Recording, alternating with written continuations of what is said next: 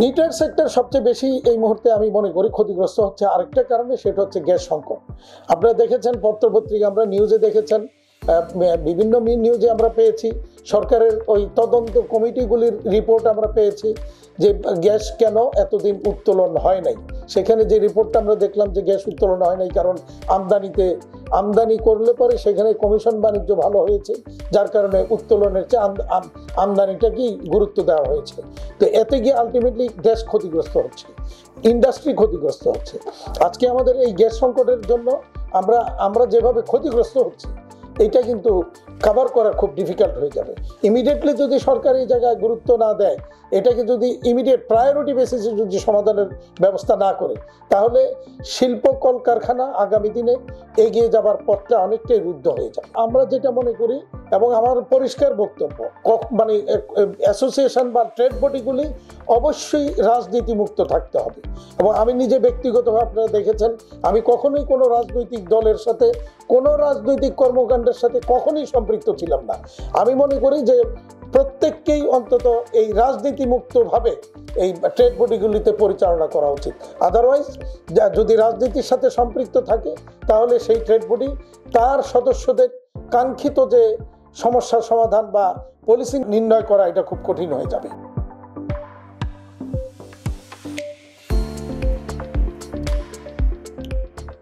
SME ফ্যাক্টরিগুলো নিয়ে আসলে অনেক বক্তৃতা, সেমিনার, সিম্পোজিয়াম হয়, কিন্তু বাস্তবিক ক্ষেত্রে এসএমই ফ্যাক্টরিগুলো কোনো সহযোগিতা পায় না। তা আমাদের বিজিএমইতে প্রায় ছোট বড় এবং বন্ডেড নন বন্ডেড মিলে 1150টা এসএমই ফ্যাক্টরি ছিল, যেগুলো নীতি সহায়তা এবং কিছু ব্যাংকিং সমস্যার কারণে অলমোস্ট 3 থেকে 400 ফ্যাক্টরি বন্ধ হয়েছে, যাদের এক্সপোর্ট ছিল, টোটাল এক্সপোর্ট ছিল $6.5 বিলিয়ন, এবং এখানে প্রায় 7 লক্ষ শ্রমিক কাজ করতো। তো এখন এই মুহূর্তে আমি যেটা চাচ্ছি সেটা হলো যে গভর্নমেন্টের উচিত এসএমই ফ্যাক্টরিগুলোকে, যেহেতু বড় ফ্যাক্টরিগুলার যে রেট অফ ইন্টারেস্ট, ছোট ফ্যাক্টরিগুলো সেই রেট অফ ইন্টারেস্ট হওয়া উচিত না। ছোটো ফ্যাক্টরিগুলোর জন্য একটা, এসএমই ফ্যাক্টরিগুলোর জন্য একটা soft loan but different type of rate of interest থাকা উচিত এই ফ্যাক্টরিগুলো বাঁচানোর জন্য, রপ্তানি বাড়ানোর জন্য।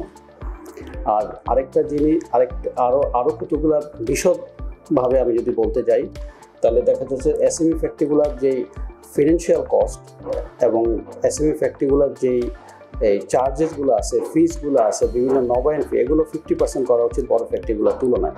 এবং এসএমই ফ্যাক্টরিগুলো সরকারের উচিত বিশেষ তহবিল থেকে এসএমই ফ্যাক্টরিগুলোকে রিফাইন্যান্সিং করে ওদের ফিনান্সিয়াল কস্ট কমিয়ে ওদেরকে বাঁচিয়ে রাখা, এবং রিশিডলিংয়ের ক্ষেত্রে 1% এবং 15 বছরের কিস্তির ব্যবস্থা করে দেওয়া, তাহলে এই ফ্যাক্টরিগুলো, এসএমই ফ্যাক্টরিগুলো ঘুরে দাঁড়াবে আসে।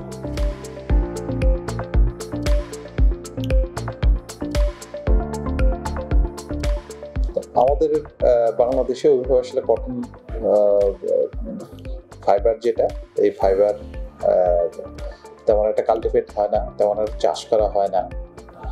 তো এর মধ্যে আমাদের 100% কটন নিয়ে আসতে হয় বাইরে থেকে। আমাদের সব মিলে বাইরে থেকে কটন নিয়ে আসতে হয় 7 মিলিয়ন বেল। এটা মোস্টলি এখন আমরা নিয়ে আসতেছি কয়টা দেশ থেকে। আফ্রিকা থেকে আসতেছে অ্যারাউন্ড 40%, আমেরিকা থেকে, অস্ট্রেলিয়া এবং কিছু আসতেছে ব্রাজিল থেকে, এই কয়েকটা সোর্সিং এর মাধ্যমে।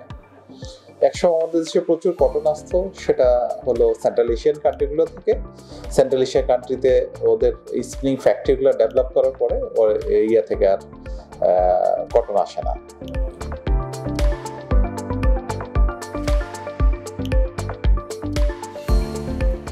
বাংলাদেশ, আমি বলবো আমাদের অনেক অপরচুনিটি আছে সামনে এগিয়ে যাওয়ার জন্য।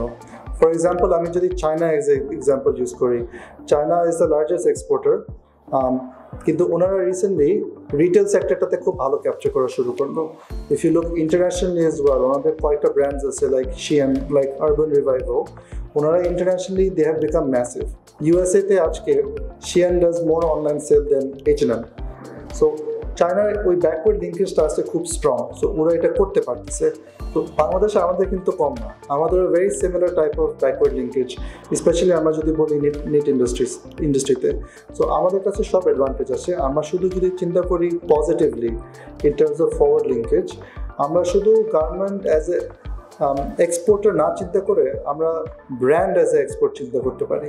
তো আমরা $1 একটা গার্মেন্ট তখন না এক্সপোর্ট করে আমরা চিন্তা করতে পারি যে আমি একটা $50 $100 একটা ফ্যাশন আইটেম এক্সপোর্ট করব। তখন আমাদের এক্সপোর্ট আর্নিংসটাও বাড়বে আর আমাদের ক্রিয়েটিভিটি অ্যান্ড ট্যালেন্টটাও বাড়বে।